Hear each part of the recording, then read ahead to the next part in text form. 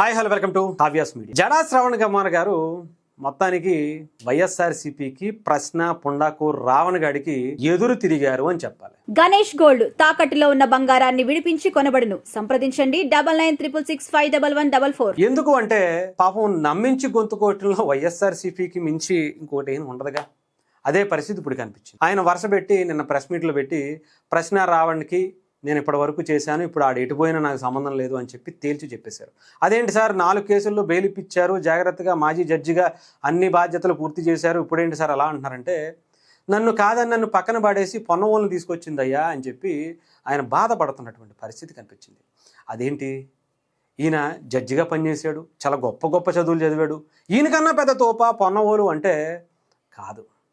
ఇక్కడ జగన్మోహన్ రెడ్డి గారికి కావాల్సింది ఇలా నిజంగా మరి జడా శ్రవణ్ గారు నాకు తెలిసి ఎందుకు ఎలా నమ్మారో తెలియదు, కానీ ఆయన డిప్యూటీ సీఎం ఇస్తానంటే కనీసం జడా శ్రవణ్ గారు ఆ పుండాకూరు ప్రశ్నగాడి కేసు వాదించడానికి కూడా పనికిరానటువంటి పరిస్థితి ఉంటే ఆయన తీసి అవతల పడేస్తే మరి జడా శ్రవణ్ గారికి డిప్యూటీ సీఎం పదవి ఇస్తానంటే ఆయన ఎలా నమ్మాడో నాకైతే తెలియదు. అదేంటో పాపం అంతలా పిచ్చిగా నమ్మి మోసపోవడం అంటే జడా శ్రవణ్ గారికి అలవాటైపోయిందేమో ఇప్పుడు కనిపించింది. మొత్తానికి రియలైజేషన్ చాలా బాగా అయినట్టుంది జడా శ్రవణ్ గారికి. ఇప్పుడు ఏమంటున్నారు, జడా శ్రవణ్ గారికి వైఎస్ఆర్సీపీ పార్టీ అయితే సపోర్ట్ ఉంది, అందులో ఎటువంటి డౌట్ లేదు.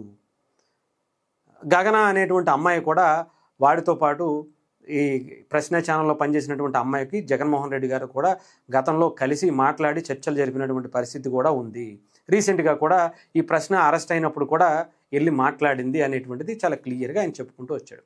నటుడు ప్రకాష్ రాజు గురించి అనేక మంది గురించి జడా శ్రవణ్ సంచలనమైనటువంటి విషయాలన్నీ కూడా మొత్తానికి బయటకు కక్కేశాడు అనాలి. ఎందుకంటే రియలైజేషన్ చాలా బాగా వచ్చింది. డిప్యూటీ సీఎం ఇస్తానని చెప్పినటువంటి వ్యక్తి జడ్జిగా పనిచేసినటువంటి నన్ను కాదని పొన్నవోలుకి ఇచ్చారేంటి? పొన్నవోలు ఎవరు? జగన్మోహన్ రెడ్డి గారికి ఆస్థాన లాయర్గా పనిచేసేటువంటి వ్యక్తి, ఆ సామాజిక వర్గానికి సంబంధించినటువంటి వ్యక్తి. అధికారంలోకి వచ్చినప్పుడు ఎలా అయితే ఆ సామాజిక వర్గానికి మొత్తానికి పెద్దపీట వేసి అన్ని సలహాదారులు అన్ని కార్పొరేషన్లు వాళ్ళకి ఇచ్చారు, మీకు కూడా అంతే. డిప్యూటీ సీఎం పదవి అన్నారు కదా అని చెప్పి ఊపుకుంటూ వెళ్ళిపోయారు. ఇప్పుడు తీరా చూస్తే కనీసం ఆ ప్రశ్న అనేటువంటి ఆ పుండాకోరుగాడికి కూడా ఆడి కేసు వాదించడానికి కూడా సరిపోలేదా అనేటువంటి పరిస్థితి రియలైజేషన్ అయ్యి ఆయన బయటకు వచ్చినటువంటి పరిస్థితి అయితే కనిపించింది. మొత్తానికి అంతేకాదు చాలా నిజాలు బయటకు వస్తున్నాయి. ప్రశ్న పుండాకోరుగాడికి సంబంధించినటువంటి ఆ ఫోన్లో అత్యంత దారుణమైనటువంటి చెత్త వీడియోలన్నీ కూడా ఉన్నాయి.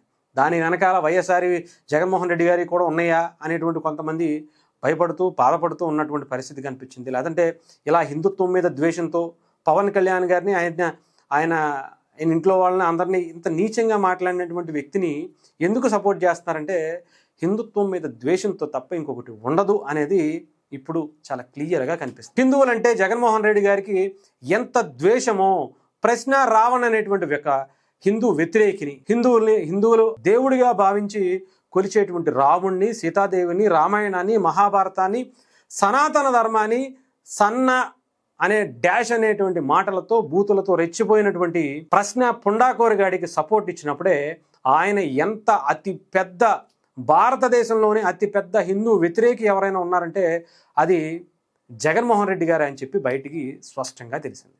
అంతేకాదు ఏకంగా పాపం అంబటి రాంబాబు గారు అయితే ప్రశ్న రావణ్ణి గెలిపిస్తాం, ఇప్పుడున్నటువంటి పరిస్థితుల్లో ప్రశ్న రావణ్ణి గెలిపించి చూపిస్తాం, ఆయన వెనక మేమే ఉన్నాం అని చెప్పి ఓపెన్ స్టేట్మెంట్ ఇచ్చారు. గెలిపించండి. ఆయన గెలిపించుకోవడానికే తికాణా లేదు అంబటి రాంబాబు గారికి.